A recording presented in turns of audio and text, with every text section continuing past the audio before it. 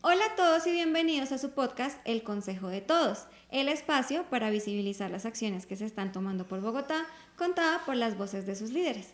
Yo soy Malu y hoy tenemos una invitada muy especial, ella es la concejal Ana Teresa Bernal. Concejal, bienvenida. Muchas gracias, Malú. Buenos días. Tu nombre me recuerda a un programa que me encantaba de televisión, Malú Mujer. Ah, caramba, muchas gracias, chévere, sí era chévere. Era muy lindo por un programa brasilero Sí, que la protagonista una mujer y llamada Malú, y entonces era muy de la vida cotidiana, pero ella siempre como en defensa de sus derechos como mujer. Muy lindo. Sí. a ver si lo puedo ver.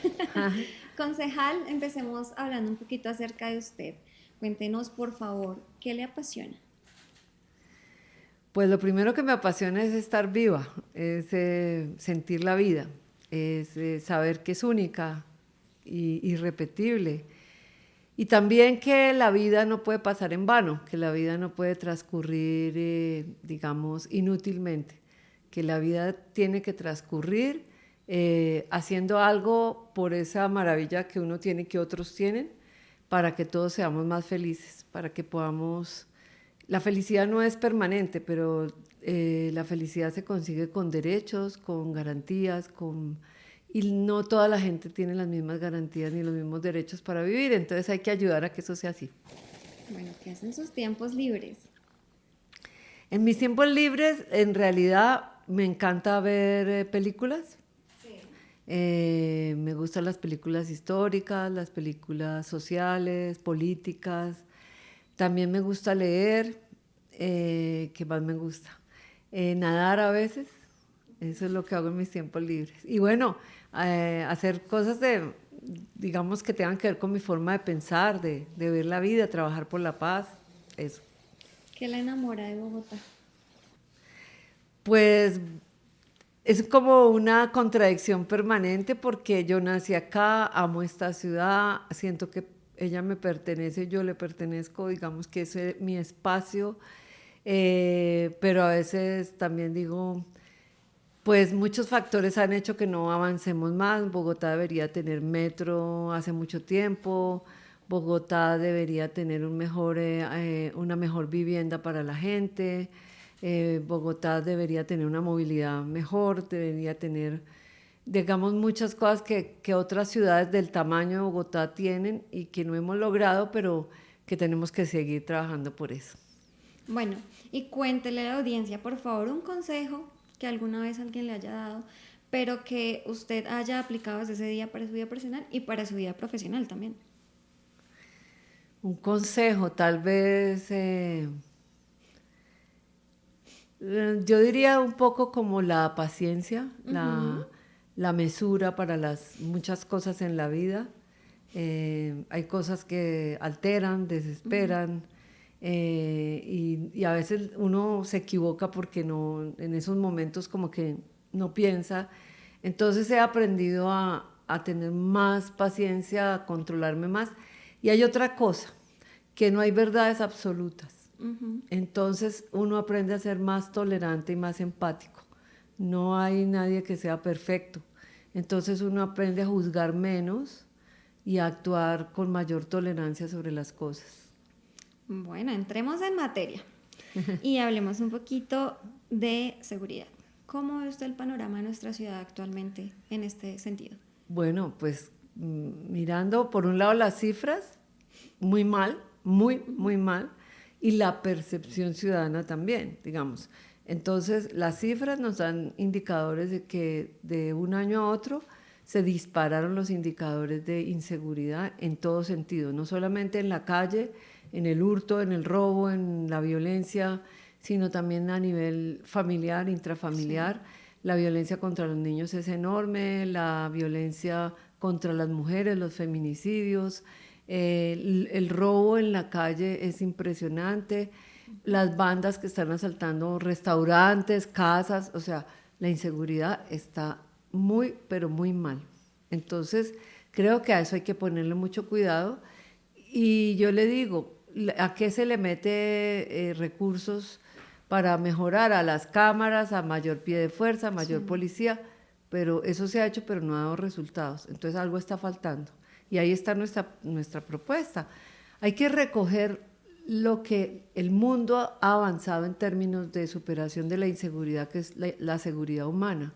Sí. Y esto no es un tema de políticos, es un tema de Naciones Unidas en el mundo, porque a partir de la medida de experimentación de muchos países se dan cuenta que la combinación de muchas variables, no solamente las cámaras y la policía y las medidas coercitivas, sino que haya mejores condiciones de vida para la gente, que haya empleo, que haya jóvenes con oportunidades, que los jóvenes no se queden en la esquina por ahí juntándose y llegan grupos ilegales, criminales, y los cooptan, porque como no tienen oportunidades de trabajo, de estudio, les ofrecen algo de dinero y los van involucrando en temas de drogas, en temas de sicariato.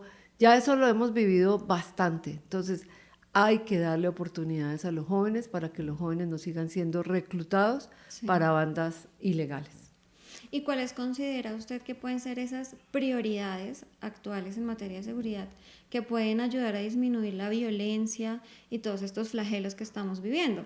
La combinación de todas las variables, o sea, la variable cámara sí, pero que funcionen, porque es que en Bogotá hemos tenido cámaras hace tiempo y las cámaras no funcionan. Yo he tenido experiencias concretas de personas que me han llamado en el momento de un hecho, por ejemplo, el robo de un computador de una chica que estaba en una sesión donde había gente, incluso compañeros del distrito, todo, y había policía y todo, y le robaron el computador. Él me llama, pues bueno, pilas, ¿hay cámaras? Sí, sí hay cámaras. Bueno, entonces que miren en las cámaras quién se llevó. Estaban dañadas, no había ninguna. O también que se necesita la autorización, pero que la autorización no la dan sino hasta dentro de 2 días. Pues eso no tiene sentido. Entonces, cámaras sí, pero funcionando y articuladas a un sistema de seguridad. Sí. Policía sí, pero con toda una preparación para controlar toda esta situación de movimientos, porque la ilegalidad son personas de carne y hueso que son las que se roban el celular, las que entran a una vivienda y asaltan, las que lesionan a las personas en la calle por robarle algo. Eso se puede, digamos, hacer un seguimiento a dónde es que operan, cómo es que operan, cuál es el modus operandi, pero no es que el policía esté ahí parado sin mirar, sin hacer nada o mirando el celular. Eso no funciona así. Pero esas unas medidas, las coercitivas también, de las pago de multas, etc. Pero fundamentalmente el tema social, el tema de que los jóvenes necesitan oportunidades, necesitan educación, necesitan empleos, necesitan también las familias tengan con qué sobrevivir, porque si no tienen con qué sobrevivir, entonces acuden a otros métodos. Todo eso combinado, mejor calidad de vida, más medidas de seguridad coercitivas, más pie de fuerza y cámaras, puede servir para que mejore la seguridad. Bueno, concejal, esta es una pregunta 3 en 1. Cuéntenos, por favor, ¿qué es la cultura de la paz? Como individuos, ¿qué podemos hacer para tener esta cultura, para mejorar la sociedad y qué impacto tiene? Pues me faltó el ingrediente que yo diría que yo quiero más y más importante en la anterior respuesta, y es la cultura de la paz. Sí. Estamos acostumbrados a resolver los conflictos tratando de acabar con el otro. Y entonces usted ve en el tema de la violencia intrafamiliar, es un tema de cultura fundamentalmente. O sea, ¿qué piensa el hombre y qué piensa la mujer cuando se enfrentan en un hogar? Que se vuelven enemigos, después de que se amaban y se juraban el cielo y la tierra y vamos a vivir para siempre y vamos a estar juntos y vamos a tener nuestros hijos y vamos a ser felices. Llega un momento en que por cualquier circunstancia, que puede ser económica muchas veces, entran en conflicto, o porque hay una idea de que la pareja es propiedad, ¿no? No puede salir, no puede mirar a nadie, no puede hacer sino lo que yo diga. Esos factores llevan a la violencia. Y en muchas ocasiones, cuando piden ayuda al Estado, lo que pasa es que se agudiza el conflicto en vez de resolverse. Entonces, no hay formas y métodos de resolución pacífica de conflictos que hayan servido para que la violencia intrafamiliar disminuya. Y eso hay que revisarlo. ahí está un factor determinante. Hay otros hechos de violencia que son muy graves, que tienen que ver con, por ejemplo, eso sí, la violencia contra los niños o la violación sexual, que eso sí ya tiene que ver con factores psiquiátricos, con factores de conducta graves, que tienen que tener obviamente castigo y que tienen que tener medidas muy fuertes en prevención, pero también en castigo para que no se repita. Creo que hay muchas cosas que analizar, pero la mayoría de los conflictos intrafamiliares que llevan a violencia se pueden resolver en su primer momento, en su primera etapa, haciendo caer en cuenta a las personas de que no son enemigas, son familia y pueden resolver el conflicto sin llegar a acabar el uno con el otro. Eso creo que es importante tenerlo en cuenta. Campañas en ese sentido, que gastemos recursos también en poner a pensar a la gente, claro, en que podemos resolver, o que el vecino, ¿cuántos problemas de violencia no ha habido porque el perro del vecino me mordió, o porque el perro me ladró, o porque se ensució en la puerta de mi casa, y de una vez van sacando machete o revólver y se van? No, eso no puede ser así.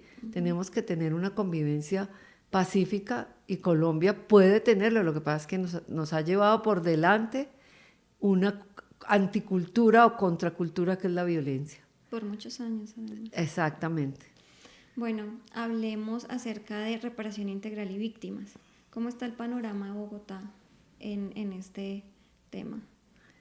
Bogotá es una ciudad receptora de víctimas, de muchas víctimas, sí, más de 340,000 víctimas han llegado a Bogotá, y creo que ahora la cifra debe ser mayor. Hay todavía muchos conflictos regionales digamos, en el Valle del Cauca, Buenaventura, en el Cauca, en la costa también por el Clan del Golfo, en el norte de Santander por el ELN. Bueno, todas esas situaciones de conflicto regional lleva a que la gente se desplace y las grandes ciudades reciban desplazados.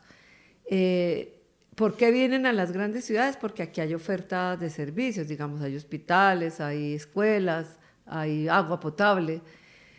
Pero la ciudad receptora tiene un deber y una responsabilidad según la ley de víctimas, que es brindar atención integral, oportuna, inmediata cuando llegan las personas.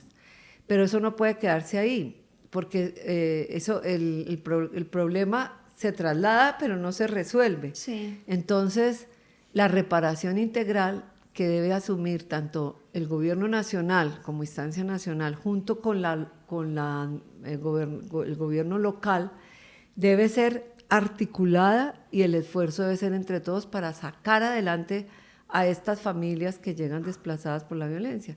Esa reparación integral tiene 5 componentes, que son la rehabilitación en caso de que haya, por ejemplo, que fueron desplazadas porque hubo una bomba que explotó y les dañó las piernas, por decir algo, entonces la gente se desplazó, o porque mataron a un familiar, etc. La rehabilitación puede ser física o emocional. Generalmente cuando las personas son desplazadas es porque ha habido violencia, entonces se necesita rehabilitación psicológica para los niños, para las mujeres, para todos, o si hay problemas físicos, rehabilitación física. Sí. La restitución de los derechos, que tenían una vivienda, que tenían un trabajo, eso es parte de la reparación. Claro.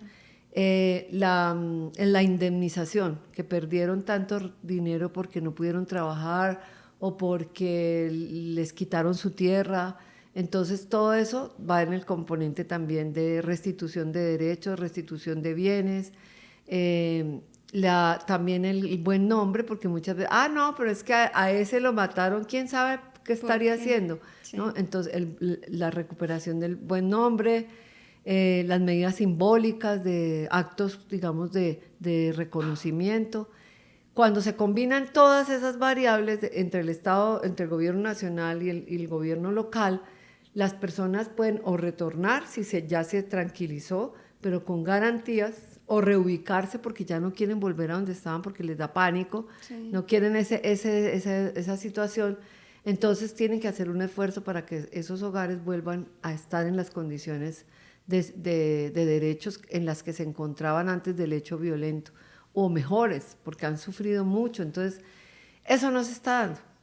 Entonces, ¿qué pasa? Sí, llegan a Bogotá y se les atiende y bueno, se les dan unas medidas, se les da un alojamiento temporal o se les da alimentación, pero si eso no se combina con las otras medidas, la gente se sume en la pobreza. Sí. Y entonces en Bogotá usted encuentra miles de víctimas que siguen en pobreza extrema porque no tuvieron todas estas medidas de reconstrucción de su proyecto de vida. Entonces la reparación toca revisarla y el esfuerzo económico del Estado tiene que ser muy grande para que estas familias vuelvan a tener una vida digna. Precisamente hablando del tema, ¿cuál considera usted o cuáles considera usted que son esas prioridades que se deben tener en cuenta dentro del presupuesto del 2025? Yo voté negativo el presupuesto, fui Okay. la única ponente que votó negativo, Sí. porque las prioridades que le está dando el actual gobierno al presupuesto en Bogotá tienen que ver con la movilidad, que es el Transmilenio en gran medida. Bogotá paga 3 billones anuales por el FED, que es el déficit del Transmilenio, y Bogotá está haciendo grandes troncales y grandes obras públicas, mientras que otros problemas como este que te acabo de decir, Sí. de las víctimas no se resuelve del todo, mientras que la situación de pobreza, Bogotá es la ciudad más desigual de Colombia, increíble, lo dice el DANE, no lo digo yo, la ciudad más desigual significa que hay ricos muy ricos y pobres muy pobres, y por lo tanto hay que trabajar en pobreza, hay que trabajar en el tema ambiental. Bogotá está, cuando hace calor se incendia, cuando llueve nos inundamos. Entonces hay que trabajar en el tema ambiental, pero se están tapando cada vez más humedales. Entonces nosotros creemos que el recurso se ha distribuido de una manera que no es racional. Por lo tanto, votamos negativo el presupuesto y seguiremos insistiendo en que los recursos hay que destinarlos a lo más urgente, lo más necesario. Las obras, algunas pueden esperar. No estoy diciendo que todas, porque se necesitan obras, obviamente, y las obras también producen empleo, pero hay que saber cuáles obras son prioritarias y cuáles no. Bueno, voy a leer unos comentarios que han dejado a través de sus redes sociales. Castillo Eduardo Rodríguez dice: fuerza, adelante con el cambio. Y Enar Julián dice: mi concejal, te admiro mucho por tu labor en el consejo y por tu sentido humano con los procesos sociales, las bases y la gente menos favorecida de Bogotá. Un Qué mensaje bonito. para esas personas que están conectadas viendo el trabajo suyo, pues de su equipo a través de las redes sociales. Pues el mensaje es que sin ustedes es imposible lograr algo. Necesitamos mucha gente que esté con este proyecto y este modelo de ciudad que sea más humano cada vez. Necesitamos que todos le apostemos a una Bogotá amable, a una Bogotá que supere todos estos problemas de pobreza, pero también los problemas ambientales, en donde la vida sea cada vez más agradable para que no tengamos que irnos a buscar otros sitios y otros espacios para vivir. Entonces, abrazos. Muchas gracias por habernos acompañado el Gracias día de a hoy. ti, Malú. Bueno, a todos ustedes, muchísimas gracias por estar conectados con nosotros. Yo soy Malu, recuerden que pueden vernos en nuestras plataformas digitales los martes o los jueves a las 7 de la noche. Chao.